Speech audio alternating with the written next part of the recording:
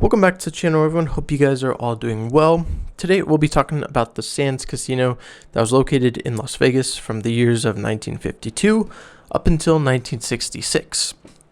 The Sands is a casino that everyone surely thinks of, along with the Dunes, Riviera, Stardust, Desert Inn, and others when they hear the words Las Vegas. It was an icon for entertainment in the valley, and it surely left a huge mark on the city. It was originally the LaRue Restaurant and Casino, opened by Billy Wilkerson and his colleague in 1950.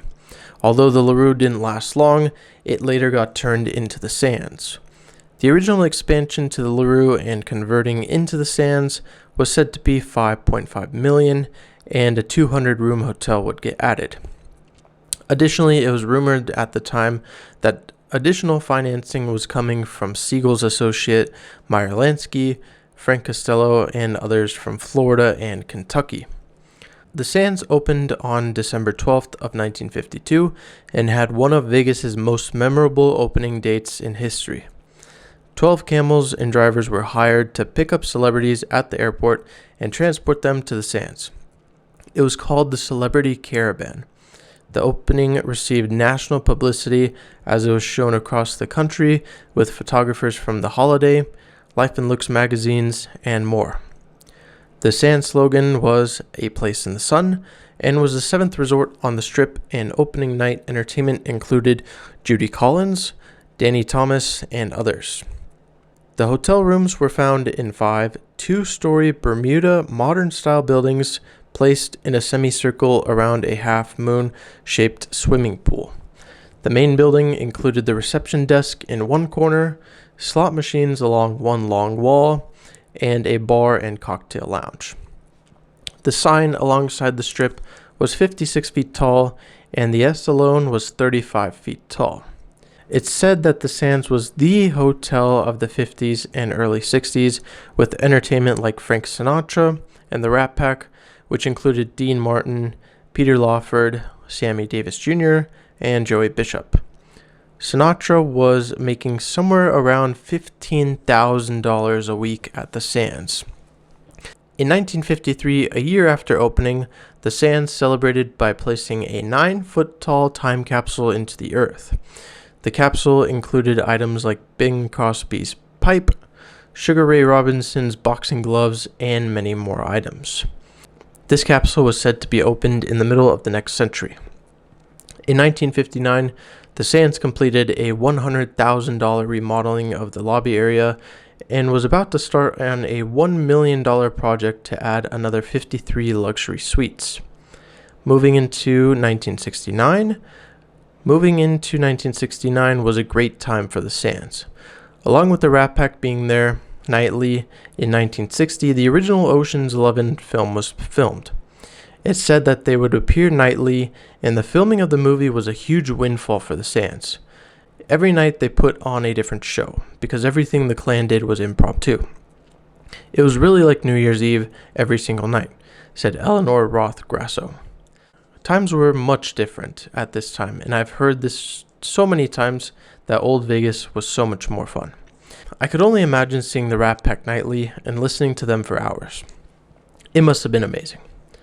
At this time in the casino, you were able to find games like blackjack, pan, craps, baccarat, and other games. Also, the Sands was using chips, jetons, and plaques, of which many casinos didn't use jetons and plaques, but that was what made the Sands that much better than others at the time. This was something that was originally only in Europe, but they brought Europe to the desert.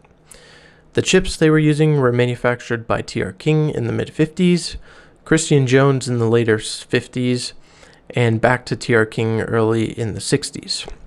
So quite a change of chips. But these are the more expensive chips that the Sands is known to have. The Sands was known for entertaining guests and making it the time of their lives, so with that, in the early days of the Sands, you could play roulette and blackjack while enjoying the sun outside. Inside of the pool, you could find floating tables to help you enjoy your time.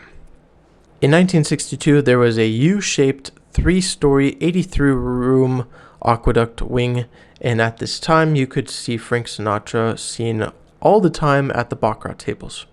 He wasn't playing, he was dealing. The famous Copa Lounge or Copa Room was well known to see The famous Copa Lounge or Copa Room was well known for performances by the Rat Pack, Nat King Cole, Paul Anka, Louis Armstrong, Tony Bennett, Bing Crosby, Alan King, Debbie Reynolds, and so many more. One of Vegas's most iconic showrooms and will be for a very long time. The room showgirls were known as the Copa Girls, and the showroom took its name from the famed Copacabana in New York City. Hotel manager Jack Entratter used to be in charge of the New York venue for more than 12 years and wanted to design it similarly with a Brazilian decor. Total capacity, the room seated 400 people. In the summer of 1965, one of the first conventions held at the new Sands Convention Facility, now the Venetian Expo, was Nevada Governor Grant Sawyer and members of the Nevada Congressional Delegation attending the Nevada State Association of Mental Health banquet. Then, in the next coming months, there were many other conventions for the Ford Motor Company, U.S. Air Force Fighter Weapons Meet, Texas Real Estate, National Auto and Truck Wreckers Association, and more. In the winter of 1966, the Sands Tower started to take shape. Moving into the summer of 1967, Howard Hughes bought the Sands for $14.6 million, adding it to his collection of casino resorts in Las Vegas. He finished adding the 17-story cylinder tower containing 777 rooms and topped by a tiara of looped arches ringing the penthouse. Hughes would pass away in 1976, leaving the Sands to the Summa Corporation, and there was a replacement time capsule that was buried in 1978, and this one was named Sands 2. This capsule had a 25-year-old deadline. Inside you could find a mechanized foot of R2-D2 from Star Wars, a bag of peanuts from President Carter's Georgia farm, along with other items. Moving into the late 80s, Kirk Kerkorian purchased the Sands and made it into the MGM Sands. Kerkorian was involved for a few months as the Interface Group bought it in the same year for $110 million, and the sale was finalized in April of 1989.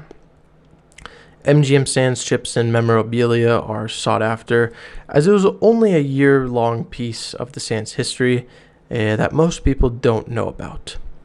Stars like Sinatra and those of the Rat Pack, along with others, always knew that they could call the Sands home.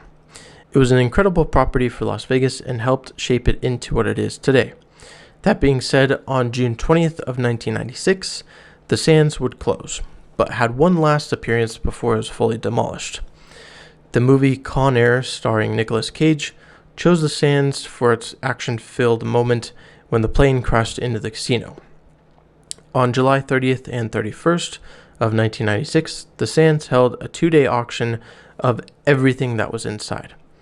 The items being auctioned included 1,154 slot machines, 22 blackjack tables, 4 craps tables, 3 roulette tables, mini baccarat table, poker table, and a big 6 table. Blackjack and baccarat shoes were included, change carts, keno equipment, and over 1,000 stools and chairs. Items from the hotels included 2 and 3 bedroom suites, which were furnished with color TVs, billiard tables, kitchens, and general collectibles.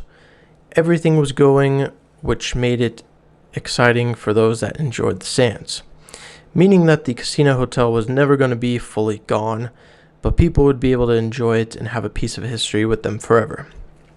Then, at precisely 9 p.m. on November 26th of 1996, the Sands would get demolished. This would then make way for the Venetian, which stands where the Sands used to be. The Sands will be an essential part of Las Vegas history as it shaped the way entertainment is done today, the different types of games we have, the atmosphere, and leaving us with memories that we can all look back on with movies, pictures, chips, memorabilia, and more. I hope you all enjoyed today's video of the history of the Sands here in Las Vegas. If there's anything that I missed, or if you guys have any information that I didn't mention, please put it down in the comments. Let's share this video with friends and family, and thanks again for always watching. I'll see you guys in the next one. Peace.